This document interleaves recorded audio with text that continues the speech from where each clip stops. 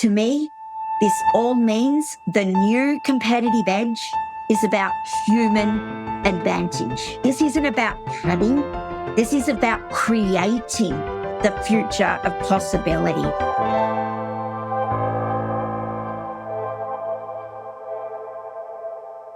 Welcome to Prompted, a podcast about AI, people, and the creative spark.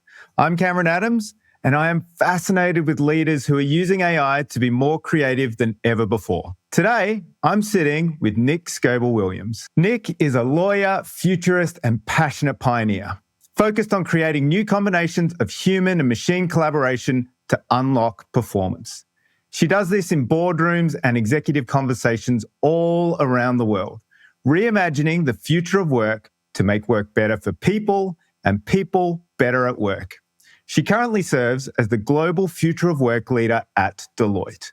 Welcome to the show, Nic. Thank you so much for the warm welcome, Cam. Always a delight to have opportunity to talk with you and today to be here with our listeners. It is so good to have you here. Are you in Tokyo at the moment? Actually, today I am in Sydney, unusually. So yes, I think we're probably in the same part of the world today, Cam. Oh, that's amazing. Looking forward to chatting to you in the same time zone.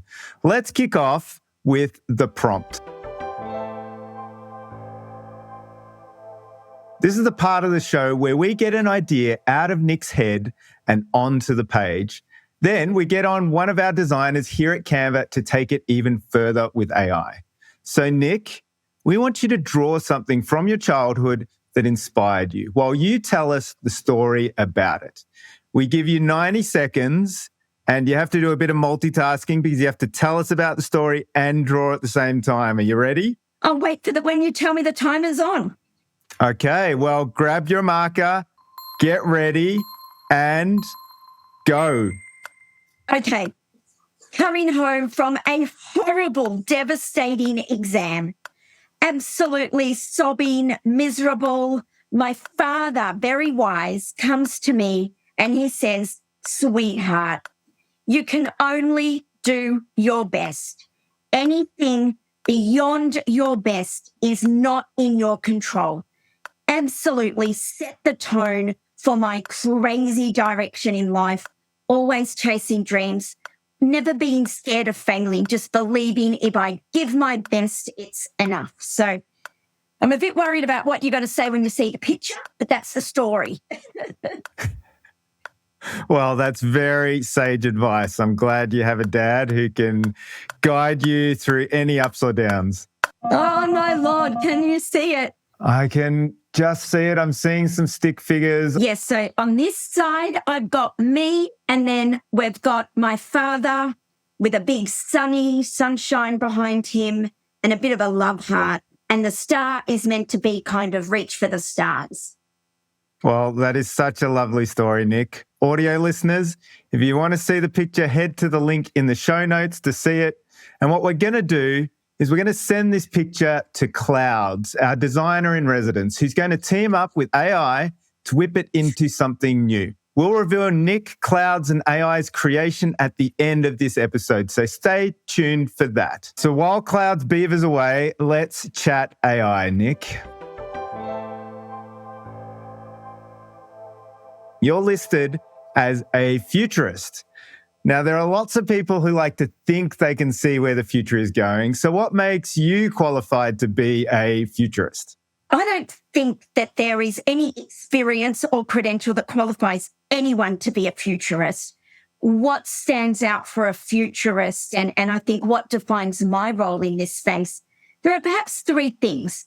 First of all, I think it's about the obsession with curiosity, not certainty. Bringing intellectual curiosity about what are the questions we don't even know that we should be asking? What are the assumptions about today's world that we need to challenge and really provoke to be able to unlock, the future possibilities?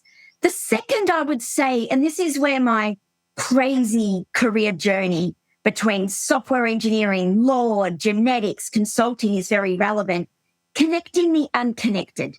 If we look at all of the forces shaping the future today, we have technology, we have climate, we have demographic shifts, we have geopolitical tensions, All of these are intersecting and colliding. And it's actually the intersection, which is where the real signals and stories about the future ahead of us lie. And then I think the third one is go beyond just the conversation and provocation. How do you take the foresight and turn that into action? How do you actually synthesize all of this and formulate it into strategic choices that we can make today to help us navigate what's ahead, knowing there's going to be twists and turns, and developing the muscles to be able to continually be looking at the future horizon, but acting today on how we get there. So there are a few elements, Cam, but for me, it's not about title. It's about the passion, the curiosity, and just the obsession with looking for what we don't know and the unexplored. I love the focus that you've put on intersections, because it's one of my personal philosophies that all the good stuff happens at the intersections. When you're bringing two things that weren't meant to be put together, that people hadn't thought about before, and then you cross them over, that's really when you get innovation. You also mentioned that asking questions is part of being a futurist. Now, that sounds pretty simple. I feel like we can all ask questions. What makes a good question asker? I think what makes a good question asker is coming from the perspective of a mindset of, I don't know what I don't know.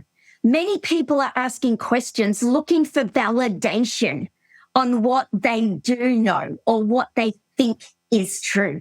But I think a good question is one that kind of tries to explore, what don't I know? And of course, to ask the courageous questions, you need psychological safety around you, and you need time, and it needs to be considered valuable to be thinking about the right questions. And questions is a really powerful, important currency in this future that we are navigating today.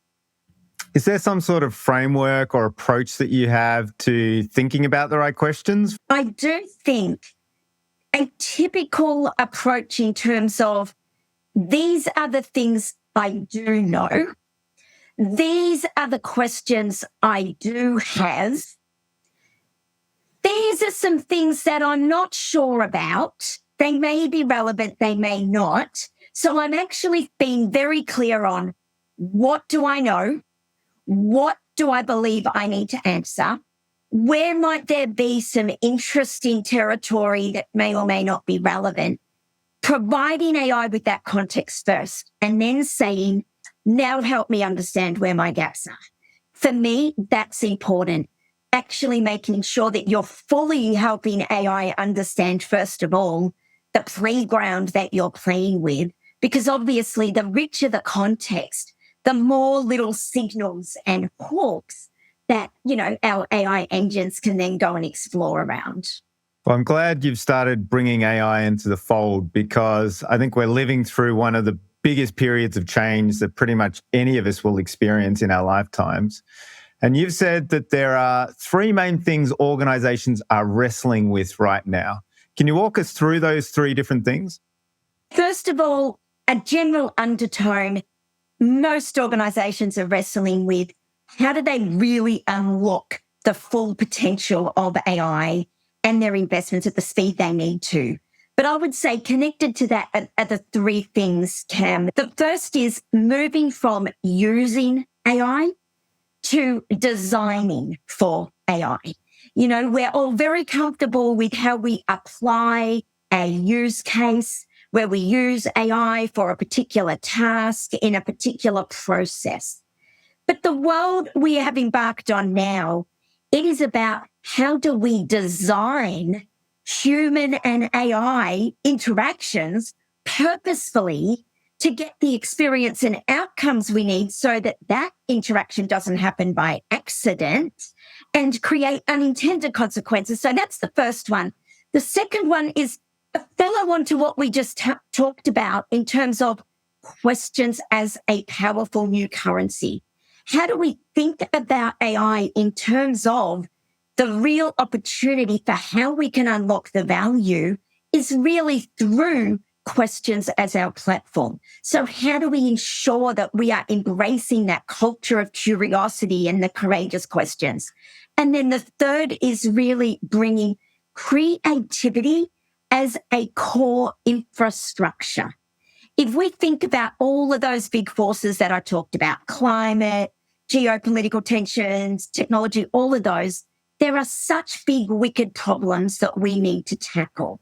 We know that tackling those needs us to come up with new, innovative, creative approaches, things that we've never thought about before. So how do we really embrace creativity as a part of the infrastructure for how we unleash the value of AI? So for me, it's designing for AI, questions as a currency, and really that creativity as infrastructure. Organizations really struggling to do the hardwiring and soft wiring now. I think there's some really deep topics, and I'd actually love to dive into each of them. But starting with questions first, you said questions are the new currency. Is that asking questions of your AI, like how to frame a prompt that you're typing into ChatGPT, or is there something else you're talking about there? I think it's all of the above. So first of all, yes, we need to be able to ask the right questions with our prompts so as we can actually get back some meaningful insight and outputs. But then there's questions in terms of what do we do with what we get told? How do we not just accept it and use it? How do we even take what AI generates for us and help it create new questions that we didn't ask about first of all, questions we would never have imagined? And then, of course, there are questions on, hang on, I've got a hunch there's some hallucination going on here. So I need to now bring a challenging question. So I think it's all of those things, always on, questions on steroids, Cam. One of the things I'm suggesting to a lot of people I talk to now is to think about meta prompting. And I'm wondering if you ever ask the AI what questions you should be asking it. Always, Cam. I mean, for example, even one of the things that I personally am doing, whenever somebody asks me to provide feedback on a particular, for example, thought leadership piece or research piece, I'm using AI to help me translate my feedback in the form of questions, to make it more of a curious, conversation with the individual rather than saying, in this paragraph, I think you could hit this, but actually opening up the questions and the dialogue. And so absolutely. And I think they're the most powerful prompts that we can bring AI. And this is where in many, for example, countries, that muscle of being creative and thinking about the questions, I live in Japan. We know, for example, that one of the most magical things about Japan is flawless execution, following the playbook and the process just so magically and brilliantly.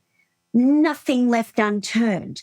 But then that leaves a lot of gap when it comes to there is no playbook today. There are no rules today. How do you now step into a new world in the moment where you've suddenly got to decide what to do in this very bizarre, exceptional situation? So that's the magic of AI that excites me the most. It's not how it can help us do the things that we're already doing today, the things we already know about, but where could it play a role to help us unlock the things we're not even thinking about doing today, but in fact we could be with somebody, unlocking the blind spots in the way AI can.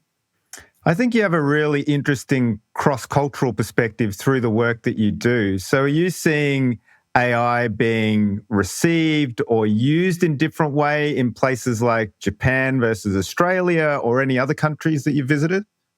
Absolutely, Cam. And this becomes really fascinating, especially if you're a multinational organization. And I do think that this is where that intentional design becomes really key, because we must not lose sight of what are we designing for?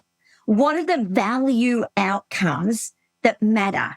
So, for example, in the US, we've always seen AI being used in really exciting ways to drive innovation and growth. In other countries, like, for example, Japan, we have got an aging and shrinking population. We are thinking about how do we need to use AI to really create efficiency, stability to help us tackle the aging and shrinking population. If you then think about like usage and adoption, we see that usage can be accelerated. For example, in China, ChatGPT, it was one of the countries where it was not, able to be used, but they were the biggest early adopters and users. And so in China, where there is fantastic collective progress, this spirit around the collective benefit of our society, we're prepared to compromise individual human rights if it is in the interest of the collective, good. Whereas, for example, in Europe, we see a really strong focus on compliance, regulation, but that then brings deep trust and confidence. And so I think being really clear on what are the value outcomes that we want to use AI for, and those value outcomes are going to be different, making sure we're designing for those outcomes in a very purposeful way and bringing in some of those, the fabric of society. In Japan, usage and adoption is slow until we can show we've got the guardrails in place to bring, the trustworthiness and the safety, and then we go fast. So I think this is really fascinating.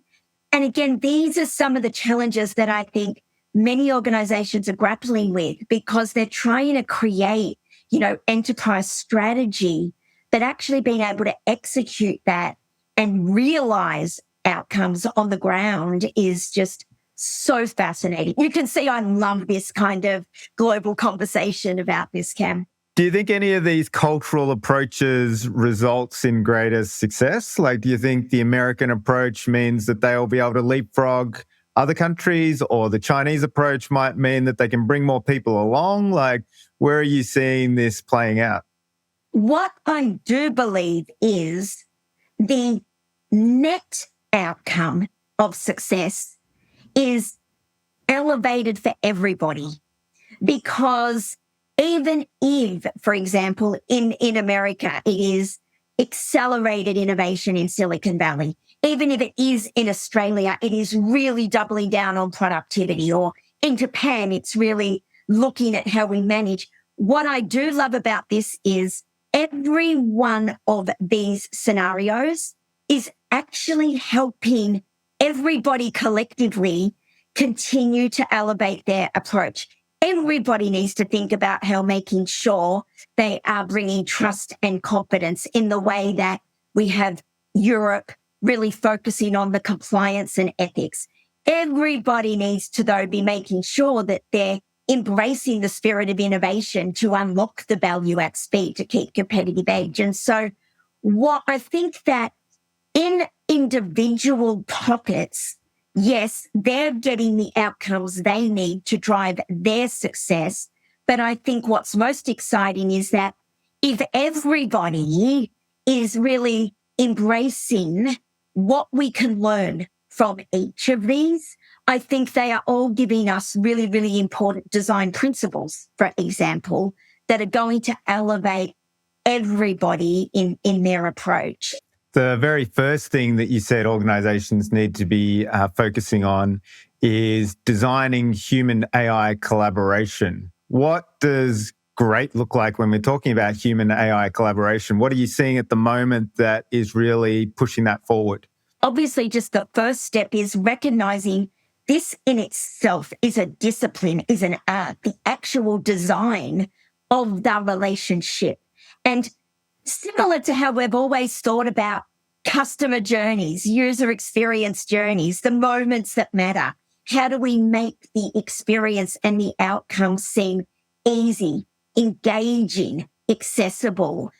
Doing that by really getting deep into the work that's being done, not just saying, what can technology do, but focusing more on what does the new capacity enable us to do. So on this front, for example, we had 7-Eleven, whose recruiting team realized they were at big risk of being displaced. Every day there's another tool, another element of AI that is able to bring some new superpowers into the end-to-end talent acquisition process. And so they said, let's not try to resist this. Let's embrace it. Let's fully use AI, but now let's work out, how are we going to make ourselves irreplaceable?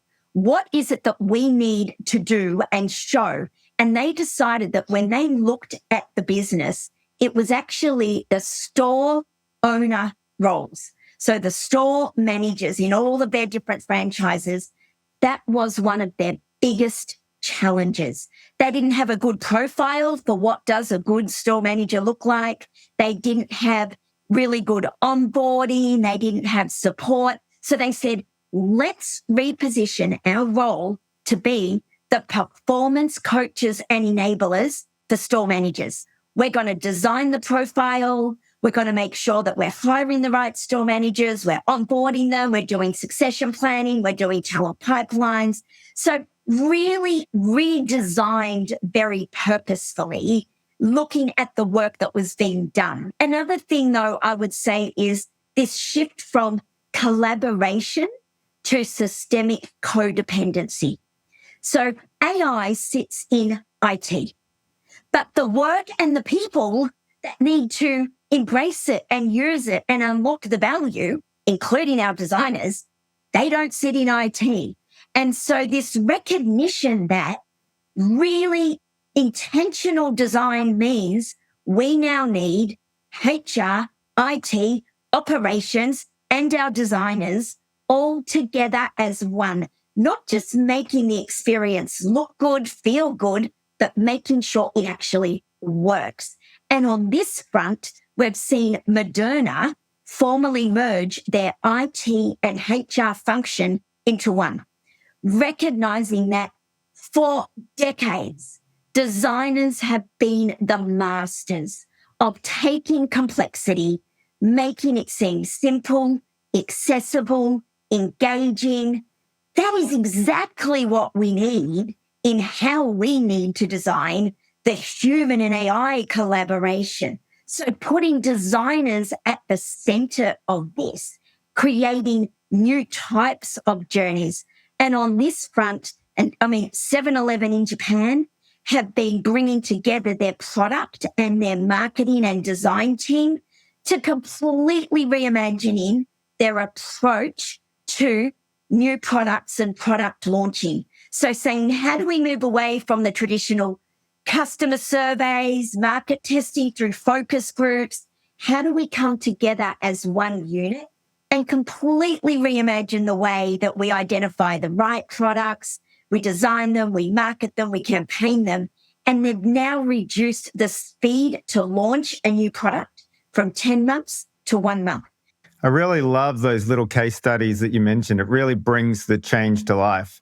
And folks, systemic codependency, that is your big word for the day. I'm also interested in what are some of the blockers that you're seeing to unlocking value from AI? How are companies getting in their own way as they're approaching these things and not being able to really seize the value of the changes that we're seeing? When you really look deeply, the blockers are not about the technology. Yes, there are always going to be some elements, particularly that are related to data and having the data in a way that can scale. But the big blockers holding organizations back and impacting that organizational speed are actually human blockers.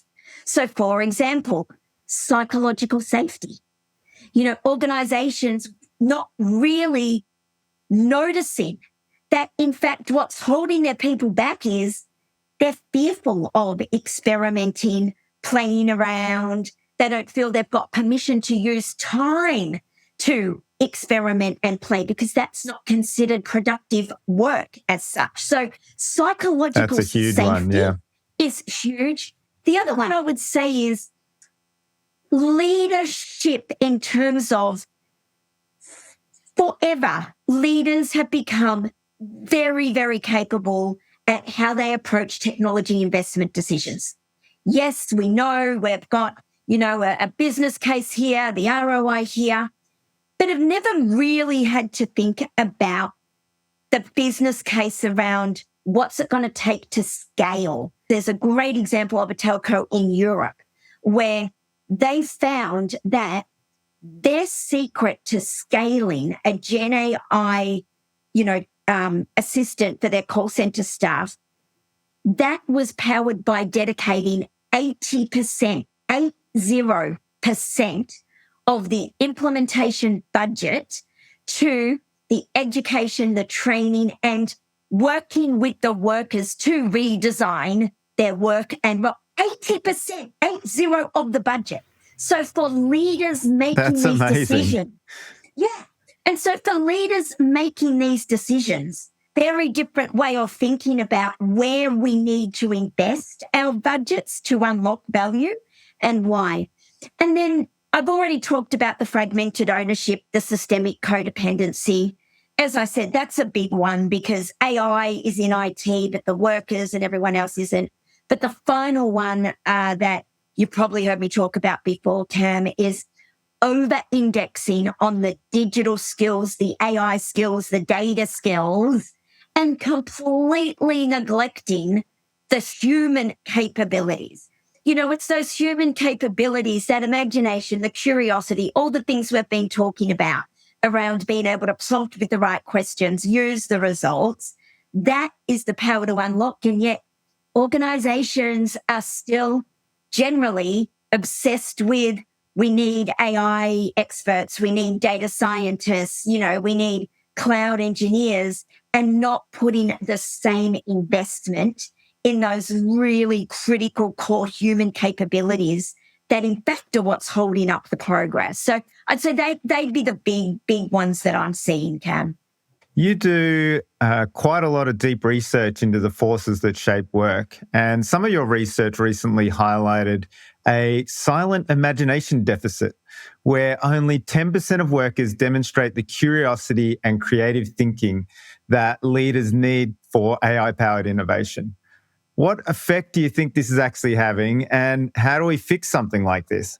I was doing a speaking event at B20 in India about a year ago, and I was talking about the imagination deficit.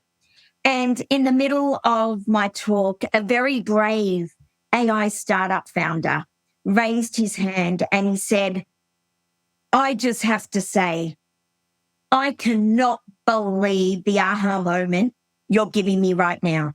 He said, I started my AI startup 6 months ago.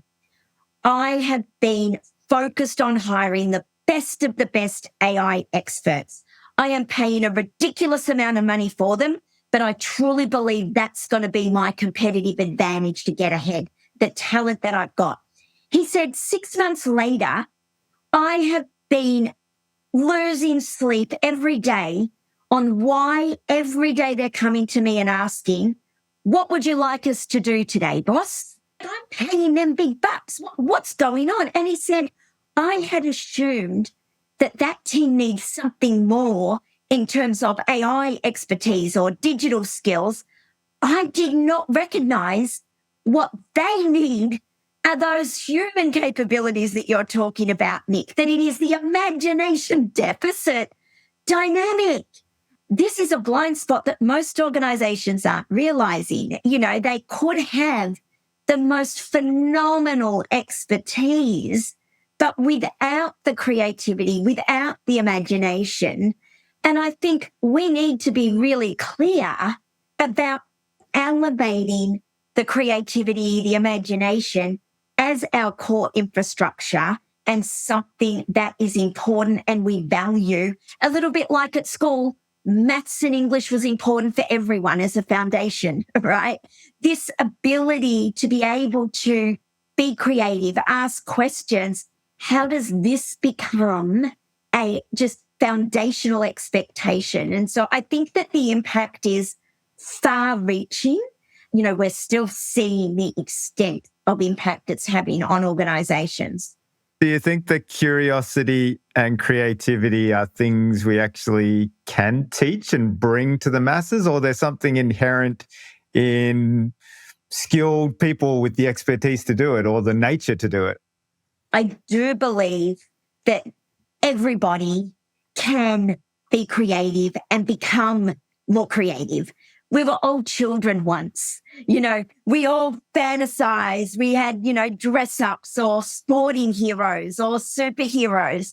I think we've all in our life been in that space where we've contemplated those dreams and had to tell a story and think of ideas and out of the possible. So I think what it is that the permission to do those things as we move along life, it becomes more scarier in terms of thinking about big, outrageous ideas. It takes courage sometimes, right? To put something that could be crazy. AI helps show us where we are actually bringing some ideas and where our ideas can lead to other ideas that we would never have imagined. So I'm hoping that the more we start to embrace usage and adoption of AI, it will help every individual really feel more connected with just their inner voice and inner ability to be imaginative. And it's all just about ideas, right? And I think in our life every day, we've got to come up with ideas, whether we're driving a car and there's a detour and we've got to, in the moment, make a decision, or whether we're on a sporting field, and who am I going to pass the ball to, or whether we're playing in a musical orchestra. I think every moment in our day, we're actually needing to make choices and think of ideas. And if we can help everybody to really bring the notion of ideas and creativity back to basics, I think that everybody has got an exciting journey ahead. When we're looking ahead to the workforce and the teams that we're going to need in 10 years' time, there's been a lot of talk about AI creating new opportunities, creating new roles that are going to be needed as we work on this human-AI collaboration. Within Canva, we've actually found one of these new AI age roles are actually AI systems engineers who kind of parachute in to help teams assess how to adapt their work to some of these new systems that are emerging. I'm interested in what other roles that you're seeing that will be important during this AI transition and that will be existing in 10 years' time. One that I think is in the more immediate future, not so much distant future, is that personal assistant that cuts through the noise and helps you really triage and focus on what's important. I think that a lot of people are feeling very overwhelmed, very busy. As you're in the middle of one thing, there's another 5 things that have been added. How do I really be intentional about my superpowers? And how do I actually ensure that my superpowers are being spent on time and work that I can contribute the most? And so I think that this whole notion of an ecosystem of agents, where my personal agent itself can protect me, right? And actually say, you know what?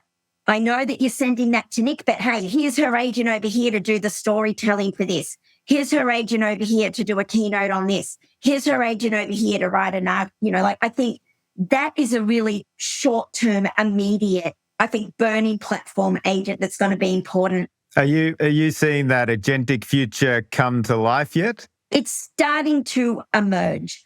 I think that we are seeing agents starting to interact together. At the moment, what I think is still evolving is connecting the data infrastructure, connecting our digital footprint on all of the tools and platforms, my calendar over here or my interactions over here. So the data connectivity is still a little bit of what we've got to work through, but I am definitely seeing within platforms. You know what I mean? So like within a Microsoft ecosystem, within a Google ecosystem, like I am seeing the agent collaboration forming. I do think that is already started.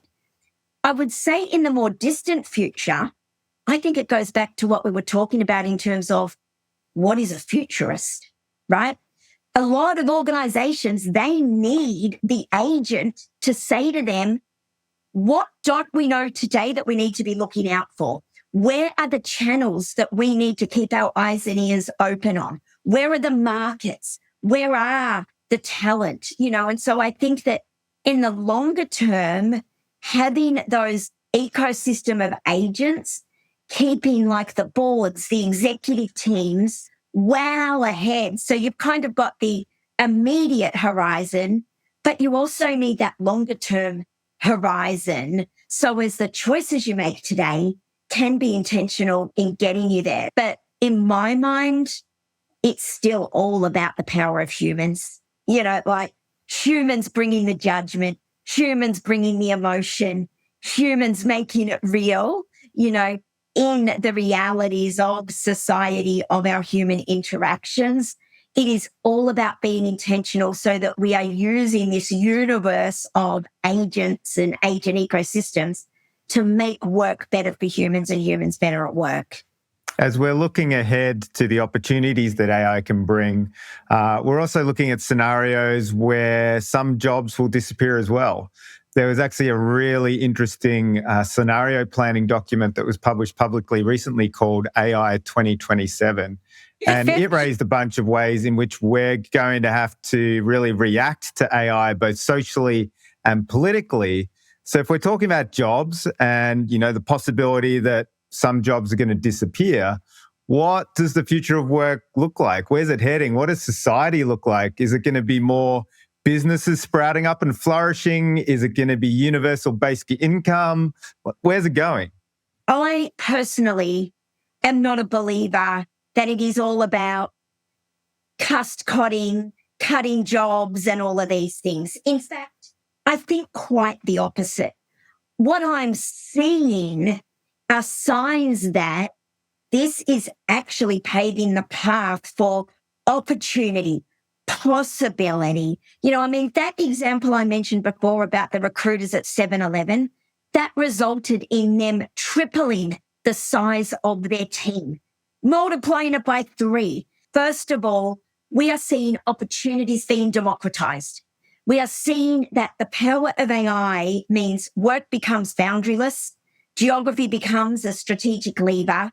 Individuals that may be in countries that have not necessarily had the same access and opportunities, or that may be in underprivileged, underserved communities, suddenly opportunities are democratized. So that's one thing. I also think this means the role of humans shifts upwards. That if we can embrace AI to do the mundane, unsafe, repetitive work, we get to come and bring that elevated value. Again, like those 7-Eleven recruiters, they are able to supercharge those store managers and absolutely revolutionize the performance of the entire operation globally. And then the third thing, it means organizations are really needing to step up in a different way as societal actors. As we see the pace of change, the pace of all of those forces, not just technology, but geopolitical tensions, all of those things, it's going to become increasingly more difficult for public policy, for education, to be able to keep up and perform the role that we've always expected them to perform in ensuring that our citizens are ready. And so I think that we are already seeing organizations needing to take on a different role and saying, we need to be those actors in this new world. We actually need to play a role in helping create the future-ready citizens that are always going to be able to adapt and reshape and adjust. And then the final thing I'll say on all of this is, to me, this all means the new competitive edge is about human advantage. We have AI leveling the playing field. Everyone who's competing, they've got the same access to the technology. There's not going to be anything that differentiates the way technology can do the work. But what's going to be the differentiator is the culture, the leadership, the bold choices on how we choose to use our human superpowers. So for me, it's about hope and potential. If we make the right choices and we say, this isn't about cutting, this is about creating the future of possibility. And I love the vision that you've laid out as well. I think it's something that both of us are pushing forward in our organization, thinking about the opportunity and thinking about how we shape our teams and get them ready for this massive growth that's going to be possible. And I think that is a really inspiring way to end our AI deep dive on this podcast. So thank you very much. I'm going to segue into your own all-star creative team, which I would love to get a bit of insight into. If you had an all-star creative team, any people you could pick, any 4 people, any era, any universe, dead or alive, how would you build that team? Who would be on it? What are they doing? Okay, first of all, I'm a strong believer. What makes anything possible is having the right people around you with passion and energy and that collective, vision to go forward. So I will say Oprah, because I think she is the master of convening people across diverse platforms and would help us bring the biggest thinkers. So Oprah. The second one I would say, as we've been touching on, a lot of what we can achieve with AI relies on us staying grounded in fundamental human values. Walt Disney once said, if you are clear on your values, there is no difficult decision. So I'll choose Walt, Disney because of him being able to keep us grounded in values.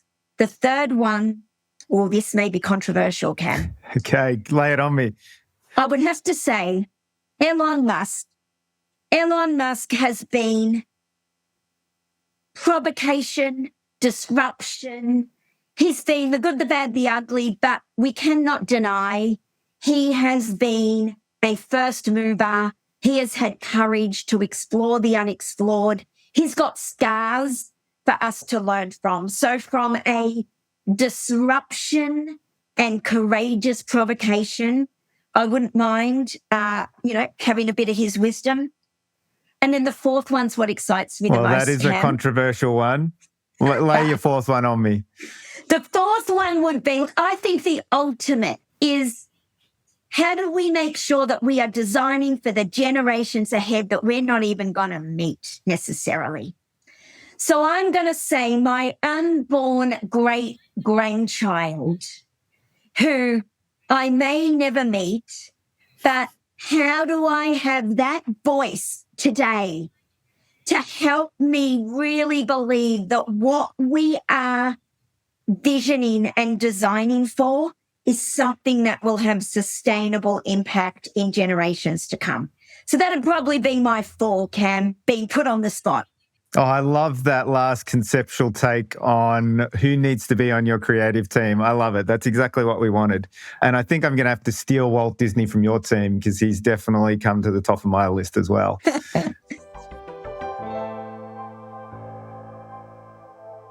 I think we've had enough time now. Clouds, our amazing designer in residence, has been beavering away working on that original sketch that you gave us at the top of the show. And I think she might be ready to reveal what you, her, and AI have created together. So Clouds, are you there? Hi. So I've prompted AI to create a felted and colorful video based on your memory. And I put in some whimsy with your dad actually bringing you to space and then transitioning to you leading your team. Okay. Oh, that sounds amazing. Please bring it up on screen for us. Here we go.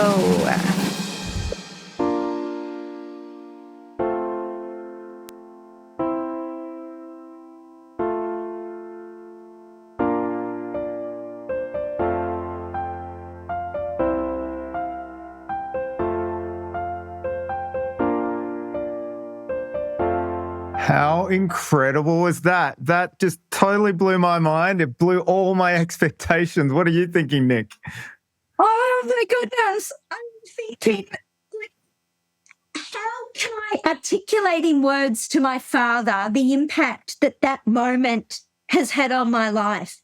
And what you have just shared, it just articulates everything in my heart that no words could ever express. And wow, clearly Canva is bringing the magic that I can't bring in, my little stick figure. I mean, thank you. I mean, I'm just to even see the way you've brought that to life is a real moment that I will always treasure. Thank you. Wow. Thank you. Well, I think your stick figures asked the right questions, Nic, to produce the right results. And thank you, Clouds. I'm gobsmacked. That was amazing. The style of it was incredible. The polish, the narrative that you wove through there. I don't know how you did that in under 40 minutes, but thank you so much for giving it a crack. It's amazing. Thank you. Audio listeners, you can click the link in the show notes if you want to see Clouds and Nic's and AI's amazing creation. And I highly suggest you do because it was incredible. All right, let's close out the episode with our rapid fire questions. Nic, you get 60 seconds, very short answers, no need to explain, just fire them at us. Are you ready? I'm ready. What are you reading right now? No one thing. I'm into podcasts, blogs, trying to keep up with all of it. All right. What's one prompt that you overuse? Give me category of 1, thought-provoking, takeaway 4, ... What is one job AI should never do? I don't want AI to be a parent. That's a good one. And finish this sentence. A surprising thing AI taught me about myself is... I am more curious than I realised, and I am obsessed with the art of questioning. Nice little humble brag there, Nic. Thank you. And that is it. That's all we have time for. Thank you so much for diving deep with me on AI and the future of work, Nic. It has been an absolute pleasure to chat with you. It is always a delight and a joy, Cam. Thank you for having me, and I look forward to the continued conversations we will have on the topic. Hey, it's Cameron. And before we wrap, here are the 3 big ideas I'm taking from my chat with Nic Scoble-Williams that I think every leader can use this week. First up, design for AI, not just with it. Most of us are still sprinkling AI on top of existing processes. Nicole's point is, treat the relationship between humans and AI as a design problem. Map the workflow like a product team would. Where does AI lead? Where does it assist? What are the handoffs and what outcome are we optimizing for? Write down the guardrails and the moments that matter before you touch a line of code. When teams do this, the work gets easier, safer, and way more effective because we've engineered the collaboration instead of hoping it happens by accident. Second, questions are the new platform. This isn't just prompt better, it's a cultural shift. Start work with what we don't know yet. Ask the model, what questions am I not asking? Turn feedback into questions and challenge the answers. Where could this be wrong? Nicole's phrase that stuck with me was questions on steroids. If we build a habit of better questions, we make better decisions. And our AI gets smarter alongside us. And third, treat creativity like infrastructure. We all budget for compute and storage, but not for imagination. Nicole argues that creativity is now core infrastructure, the differentiator when everyone has access to similar models. That means making space for it. Habits that encourage creative cross-pollination supported by a culture that welcomes trial and error. Her examples were great. Teams that elevated their roles upwards when AI arrived, moving from repetitive tasks to coaching, design, and real business impact. That is what more human work looks like. And that's it. Design the collaboration, build your culture questions, and invest in creativity like it actually powers your business. Because it does. I'm Cameron Adams, and this is Prompted. Be sure to join me on Substack for deeper insights into each episode. And thanks for listening.